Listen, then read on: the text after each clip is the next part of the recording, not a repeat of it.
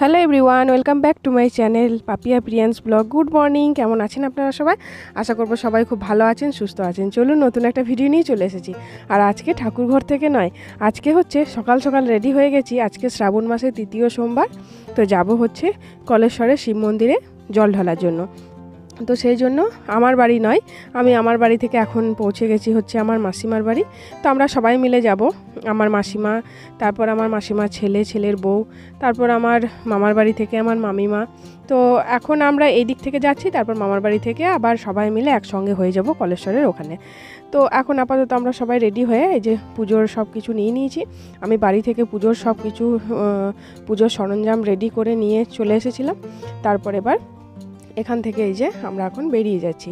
আর আজকের ভিডিওটা একটু আমি এরকম করছি, আগেও এরকম টাইপের ব্লগ ভিডিও আমি শেয়ার করেছি, তবে আমি সেরকম রেসপন্স পাইনি। তবে এই ভিডিওটাও আমি একটু দেখব যে আমি কতটা কি রেসপন্স পাচ্ছি। সেরকম হলে আমি এরকম ভিডিও বানাবো। তবে আপনারাও কমেন্ট করবেন যে এইরকম ভিডিও কি আপনারা দেখতে চান। আমি এটা আজকে খুব ছোট্ট করে একটা ভিডিও শেয়ার করলাম শুধু দেখার জন্য যে আমি কতটা রেসপন্স পাচ্ছি। বাকি এবার আপনারা যদি বলেন এরকম মানে ছোট্টখাটো ব্লগ বা এরকম ট্যুর ব্লগ, কোথাও গেলাম বা কিছু সেরকম টাইপের যদি আপনারা দেখতে চান, তাহলে আমাকে কমেন্ট করবেন, আমি সেগুলো বানাবো। এবার কি বলুন তো, আমি তো মাঝে মধ্যে কোথাও না কোথাও যাই ঠিকই, কিন্তু সেইগুলো হয়তো আমি অতটা শেয়ার করি না। আমি শুধু ঠাকুর ঘরের ভিডিওটাই শেয়ার করি, অন্য কিছু শেয়ার করি না। তবে আপনারা যদি এরকম টাইপের ব্লগ দেখতে চান, তাহলে আমি সেই ক্লিপগুলো নিয়ে আমি আপনাদের সাথে শেয়ার করব। তো চলুন, এখানে আমি পান্ডাকে ফোন করলাম, বলল যে প্রচণ্ড ভিড়। আমার যে পান্ডা, সেই পান্ডাকে আমি ফোন করেছিলাম, তো উনি বললেন এখন প্রচণ্ড ভিড়। আর এই যে আমরা পৌঁছেও গেছি, আর লাইনটা দেখুন, পুরো গাড়ির লাইন একদম কত দূর থেকে, মন্দির কোথায় আর কোথায় থেকে। মানে স্বাভাবিক ব্যাপার, এটা হওয়ারই কথা। এখন যেহেতু শ্রাবণ মাস, তারপর আবার সোমবার, তো এটা স্বাভাবিক ব্যাপার। তবে হ্যাঁ, আমি শ্রাবণ মাসে জল আগেও ঢেলেছি, কিন্তু আমি কি করি বলুন তো, আমি একটু দেরিতে যাই। কারণ দেরিতে গেলে কি হয়, আমি একদম পুরো ফাঁকা পেয়ে যাই, আর সুস্থভাবে জলটা দেওয়া হয়, আর পুজোটাও হয়। আর এই যে এই হচ্ছে মন্দিরের গেট। আর যেহেতু আমরা সবাই মিলে এসেছি, তো সেই জন্য অতটা দেরি হয়নি। আমরা বাড়ি থেকে প্রায় মোটামুটি 10:30টার সময় করে বেরিয়েছিলাম। আর আমি হলে সেটা মোটামুটি 12টার সময় করে বেরোই। তারপর মন্দির আসতে মোটামুটি 12:30টার মধ্যে পৌঁছাই। 1টার মধ্যে জল ঢাললে একদম পুরো ফাঁকা পাওয়া যায়। আমি আমার ছেলে বসে বসে একদম সুস্থভাবে বসে একদম পুজো আমি দিতে পারি। কিন্তু যেহেতু সবাই মিলে এসেছি, তো সবাই বললো যে না, এত দেরি করব না, 10:30 11টার মধ্যেই যাব। তো গিয়ে সেই সেম একই অবস্থা, মানে প্রচণ্ড ভিড়। আমরা তো গিয়ে ওখানে একটু বসলাম, মোটামুটি আধ ঘন্টার উপর আমরা বসেইছিলাম, যে এত ভিড়ে কি করে যাব। সেই জন্য আমরা মন্দিরের ভেতরে আটচালার মধ্যে অনেকক্ষণ প্রায় বসেছিলাম। তারপর আমার মামিমারাও এলো, আমরা সবাই একসঙ্গে হলাম। আর আমি বাড়িতে আজকে সকালেই আমার বাড়ির শিবের পুজো করেও এসেছি। সকাল সকাল শিবের পুজো করে তারপর আমি রেডি হয়ে এখানের পুজোর জন্য এসেছি।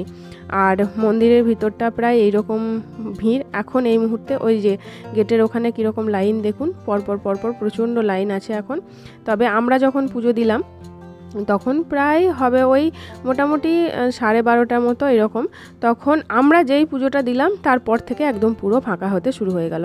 আর এই যে বসে আছি আর পুরো ঘামছি, আর এত রোদ গরম ছিল শ্রাবণ মাসে 3য় সোমবারে, এতটাই রোদ গরম, মানে একটুকু বৃষ্টি হলো না, গরমে পুরো নাজেহাল অবস্থা। এই যে আমার ছেলে পুরো একদম বিরক্ত হচ্ছে গরমে। আর একটা জিনিস, এই যে আমার এই যে ঢাকাটা দেখছেন সাদা কালারের, মানে ঠাকুরের পুজো দিতে নিয়ে গেলে যেটা ঢেকে নিয়ে যাওয়া হয়, এটা আমি মন্দিরে ফেলে এসেছি।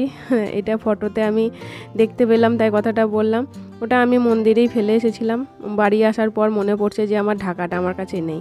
অত ভিড়ের মধ্যে ওটাকে নিয়ে বসেছি পুজো দিতে, তারপর কোথায় যে কি হয়েছে জানি না।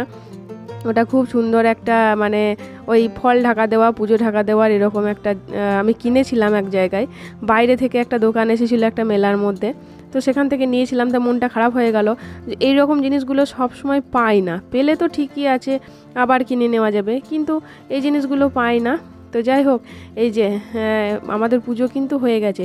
কারণ আমি আপনাদেরকে অন্য সময় আমি ভিডিও করে দেখাই, কিন্তু এই সময় ভিডিও করে দেখানোটা সম্ভব নয়, কারণ সবাই গেছি, সবাই নিজের পুজোতে ব্যস্ত, ভিডিওটা করবে কে, সেই হচ্ছে ব্যাপার। আর এই যে মন্দিরের ভিতরে এখন আমাদের পুজো হয়ে যাওয়ার পর দেখুন অনেকটা ফাঁকা হয়ে গেছে, এবার আস্তে আস্তে আরও ফাঁকা হয়ে যাবে। আমি না এই সময়েই আসি, এর পরে আসি, মানে একদম পুরো আমি একাই বসে বসে পুজো দিই। তো যাই হোক, অনেক মারামারি করে পুজো দেওয়া হয়েছে, আর গরমে আর গঙ্গা জল দুধে এই যা অবস্থা, মানে একদম পুরো সবাই ওপর থেকে জল ঢালছে, নিজেদের মাথায় পড়ছে, হাতে পড়ছে দুধ গঙ্গা জল, মানে কি অবস্থা।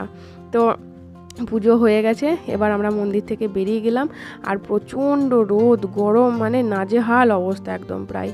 তো যাই হোক, পুজো টুজো হয়ে গেছে, এবার মন্দির থেকে আমরা বেরিয়ে যাব। আর এই হচ্ছে কলেশ্বরের শিব মন্দির, এখানে প্রসাদ খাওয়ানোরও ব্যবস্থা আছে, আর মন্দিরে প্রসাদ খাওয়ানোরও ব্যবস্থা চলছে, কারণ প্রত্যেকটা সোমবারেই এখানে প্রসাদের ব্যবস্থা থাকে। আর যদি কেউ মহাদেবের ভোগের প্রসাদ খেতে চায়, সেটা আলাদা করে পয়সা দিয়ে খেতে হয়। তো যাই হোক, আমাদের পুজো টুজো হয়ে গেছে, এবার আমরা এখান থেকে বেরিয়ে যাব। আর এই যে পিছন থেকে মন্দিরের এই দর্শন করে নিলাম, আর আমরা উঠেও গেছি, আর এই যে বাড়িও পৌঁছে গেছি। তো এই ছিল আজকের ভিডিও, ছোট্ট করে একটা ভিডিও। কেমন লাগলো অবশ্যই বলবেন, যদি কিছু ভালো লেগে থাকে তাহলে প্লিজ লাইক কমেন্ট শেয়ার করতে ভুলবেন না, চ্যানেলটা অবশ্যই সাবস্ক্রাইব করবেন। চলুন তাহলে আজকের মতো আসি, আবার দেখা হচ্ছে পরের ভিডিওতে। ততক্ষণের জন্য সবাই সুস্থ থাকবেন, ভালো থাকবেন, টাটা।